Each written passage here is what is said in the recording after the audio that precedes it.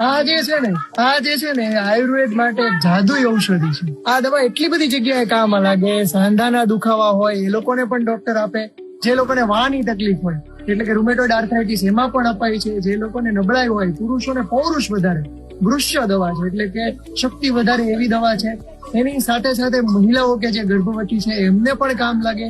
સ્કિનના રોગોમાં કામ લાગે, પેટના કેટલા બધા રોગોમાં કામ લાગે એવી આ ઔષધિ છે. બહુ સામાન્ય છે પરંતુ ડોક્ટર્સ માટે મિરેક્યુલસ અને મેજિકલ મેડિસિન છે. તમને લોકો નવાઈ લાગશે કે આ છે એરંડ, જે આપણે કેસ્ટર કહીએ છીએ ને, એરંડિયું જેને કહીએ છીએ, એ આના તેલમાંથી બને.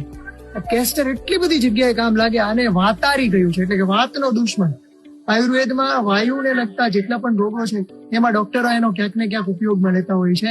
જે લોકોને સ્લીપ ડિસ્ક હોય, પાછળની સાંધાની તકલીફ હોય કે પછી રૂમેટોઇડ આર્થરાઇટિસ, ઘૂંટણના દુખાવા હોય, એમાં પણ લોકો આની દવા આપતા હોય છે. આપણને એરંડિયાનું માત્ર તેલ ખબર છે પરંતુ બીજી ઘણી બધી રીતે એનું જે મૂળ છે ત્યાંથી લઈને જે એના બીજ છે એ પણ અલગ અલગ રીતે આયુર્વેદમાં ઉપયોગમાં લેવાય છે. એનો ઉકાળો પણ બનતો હોય છે, દવાઓ બનતી હોય છે, ટેબ્લેટ્સ બનતી હોય છે, કેટલી બધી રીતે ઉપયોગી બને છે. તમે ક્યાંક ગંધર્વ હસ્તે એવું વાંચો છો તો એ પણ એરંડની વાત છે. જો તમે ઇંગ્લિશમાં લેટિન નામ એનું રિસિલસ કોમ્યુનિસ એ વાંચો છો તો એ પણ આ જ પ્લાન્ટની વાત છે. આપણા ગામડાઓમાં કેટલી બધી આડેધડ ગમે ત્યાં ઉગી જતી હોય પણ આ કેટલી મિરેક્યુલસ મેડિસિન છે એ એક આયુર્વેદના ડોક્ટરને જ ખબર છે.